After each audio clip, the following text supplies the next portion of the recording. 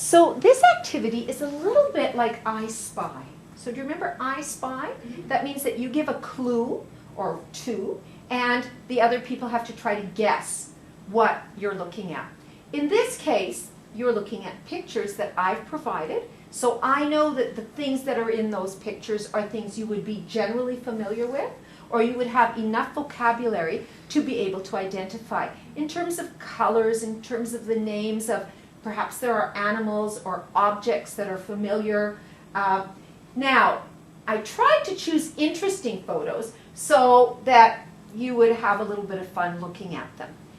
The first person is going to be choosing a picture and giving 3 clues, and the other 2 students in the group are going to have to guess which one it is. If you think you can guess it sooner, you can point. Okay? So you'll each have a turn. Kim, do you want to go? Sure, I'll go. I spy with my little eye something that's alive. I spy with my little eye something black. And I spy with my little eye a name. A name? Mm-hmm. Is the thing that's black? You can't ask questions, sorry. Don't you remember I Spy with my little eye? It's been a while.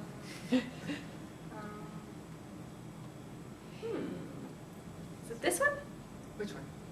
This picture? No. And if you can't guess, then you get to give a few more clues. Is it this one? No. That's not alive. No. It's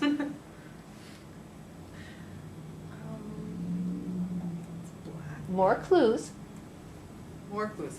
I spy with my little eye something that has at least 2 living things. At least. Maybe more than 2. This one? Nope. Is it this one? Yeah. Good job. Okay, next. Okay, I spy the color blue, and I spy a very hot place. Is it this one? Yes, it's that one.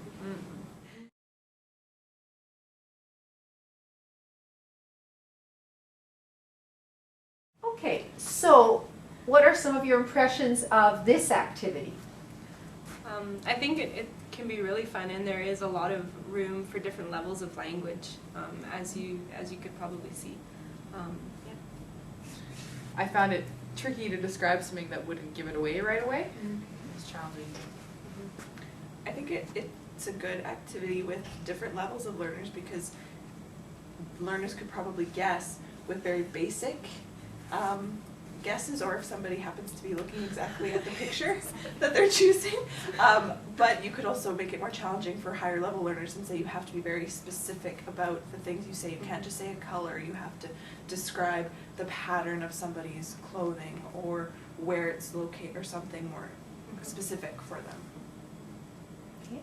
It's also a great activity for listening comprehension as well as production. I think it appeals to multiple intelligences, the visual, spatial kind of intelligence, as well as the auditory intelligence. So I think that that's a good part of the activity as well. Plus Interpersonal. Yeah. interpersonal. And you're on your own guessing, so it's intrapersonal. Good. Would this be a getting it or a using it? I'd say definitely using it. So here's where it will depend on the level of the learner. If you've got a more beginner level learner, this is definitely using it. However, if the learners already have all of this vocabulary and maybe you're trying to teach them a cultural point like I spy with my little eye, and to practice using that along with everything else they know, then it would be more of a getting it activity at that higher level. Mhm. Okay? Mhm. Good job. Thank you. Thanks.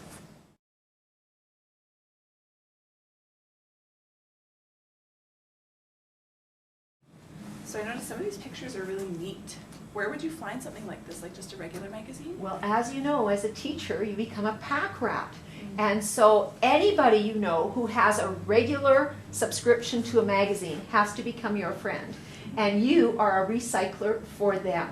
So I've used some magazines such as Tribute, which you can often find when you go to the movie theater. Also, if you travel and the magazines for the airline that you travel with has free magazines for you to take home. So you can take some of those home and find interesting things. If you are looking specifically for food items, then you want to look for Canadian Living, Homemaker, or magazines like that. If you're interested in celebratory or celebration type photos, then you can look at Homemaker or Crafts, or because they will come out seasonally and always offer really good pictures. I think a clue or a tip I could give you is to look for pictures that are really different. Something that they might not normally expect to see, because then at least they will be engaged in looking at the pictures. And that means that they become less conscious about the vocabulary and more engaged in doing the task.